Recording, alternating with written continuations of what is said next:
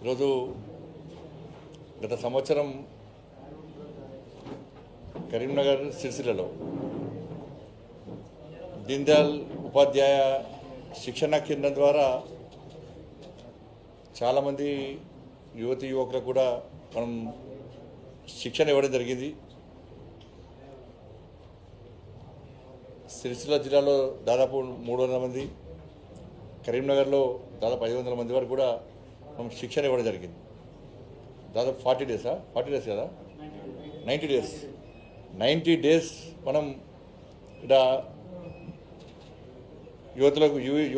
యువకులకు శిక్షణ ఇవ్వడం, నిపుణులైనటువంటి అనుభవం ఉన్నటువంటి ప్రొఫెసర్స్ లాంటి వ్యక్తులను పట్టుకొచ్చి ఫ్యాకల్టీ పట్టుకొచ్చి ఇక్కడికి శిక్షణ ఇవ్వడం జరిగింది, ఇక్కడ కాంప్రమైజ్ కాకుండా. దాంతోపాటు వారికి ఉచితంగా భోజనంతో పాటు మొత్తం కోచింగ్ పూర్తయిన తర్వాత క్వాలిటీ మెటీరియల్ దాన్ని కూడా ప్రత్యేక కమిటీ వేసి క్వాలిటీ మెటీరియల్ ఎక్కడ కాంప్రమైజ్ కాకుండా క్వాలిటీ మెటీరియల్ కూడా ఇవ్వడం జరిగింది. వాళ్ళు కష్టపడి, వాళ్ళ నిర్వాహకులందరూ కూడా కష్టపడి దీన్ని నిర్వహించడం, దాంతోపాటు విద్యార్థులు కష్టపడి చదువుకున్నారు. ఈరోజు దాదాపు 30 నుంచి 50 మంది వరకు కూడా శిక్షణ పొందినటువంటి యువకులకు జాబ్స్ రావడం. ఇప్పుడు గ్రూప్ 4 స్కూల్ అసిస్టెంట్స్, దాంతోపాటు సిఆర్పిఎఫ్ కానిస్టేబుల్స్, దాదాపు పోలీస్ డిపార్ట్మెంట్లో జాబ్స్ రావడం జరిగింది. ఇట్లా ఇంకా చాలామంది ఉన్నారు.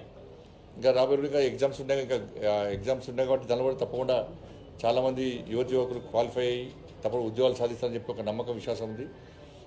వాళ్ళందరూ కూడా హృదయపూర్వక అభినందనలు. ఎందుకంటే కోచింగ్ పేరు మీద హైదరాబాద్ లక్షల కోచింగ్ ఇస్తుంటే కోచింగ్ పేరు మీద ఖర్చు పెట్టే ప్రయత్నం చేస్తూ ఉన్నారు. ఇంట్లో ఖర్చు పెట్టలేని పరిస్థితి, డబ్బులు లేని పరిస్థితి, కోచింగ్లు తీసుకోలేని పరిస్థితిలో ఉన్నటువంటి విద్యార్థులకు ఇలా శిక్షణ ఇవ్వడం ఒక లక్ష్యంగా పెట్టుకొని శిక్షణ ఇవ్వడం జరిగింది. అయినప్పుడు కూడా ఇంకా ఇవాళ ఉద్యోగాల విషయంలో రాష్ట్ర ప్రభుత్వం యొక్క వైఖరి తెలుసు మనకు. ఇలా గతంలో బీఆర్ఎస్ పార్టీ 2 లక్షల ఉద్యోగాలు ఇస్తానని చెప్పి ఏ విధంగా మోసం చేసిందో, నిరుద్యోగులు ఇస్తున్న విధంగా మోసం చేసిందో, సేమ్ పందాను కాంగ్రెస్ పార్టీ అలా కొనసాగిస్తున్నది. బిశ్వాల్ కమిటీ నివేదిక ప్రకారం 2 లక్షల ఖాళీ ఉందని చెప్పి గత ప్రభుత్వం చెప్పింది, ఈ ప్రభుత్వం చెప్పింది. బీఆర్ఎస్ మేమే ఇస్తాం, 2 లక్షల ఉద్యోగాలు సంవత్సరం లోపల ఖాళీలు పూర్తి చేస్తామని చెప్పి కాంగ్రెస్ పార్టీ ఎన్నికల్లో హామీ ఇచ్చింది, యూత్ డిక్లరేషన్ ఇచ్చింది. ఇవాళ 20,000 జాబ్స్కు నోటిఫికేషన్ ఇచ్చి 50,000 జాబ్స్ ఇస్తామంటున్నారు. ఆ 50 కూడా ఇవ్వలే. ఇచ్చింది 20,000 జాబ్స్కి నోటిఫికేషన్ ఇచ్చారు, 50,000 జాబ్స్ ఇస్తామంటున్నారు వాళ్ళని. ఇవాళ 4,000 నిరుద్యోగ బుద్ధిస్తున్నారు, 4,000 ఇంతవరకు ఇవ్వాలి. ఇదే కాంగ్రెస్ పార్టీ గతంలో బీఆర్ఎస్ పార్టీ విమర్శించింది, నిరుద్యోగ బుద్ధిస్తాను ఇవాళ చెప్పని. ఒక్కొక్క విద్యార్థికి, నిరుద్యోగ యువకునికి కాంగ్రెస్ పార్టీ 48,000 రూపాయలు బాకీ ఉన్నది. వాళ్ళు 48,000 రూపాయలు ఒక్కొక్క నిరుద్యోగ యువకునికి ఇవ్వాల్సిన బాధ్యత కాంగ్రెస్ పార్టీ మీద ఉంది. సంవత్సరం రూపాయలు ఉద్యోగాలు ఇస్తానని చెప్పి ఇంతవరకు ఇవ్వకపోవడం కాకుండా ఇంకా ఆత్మహత్య చేసుకునే పరిస్థితి, కోచింగ్ సెంటర్ తిరిగే పరిస్థితి.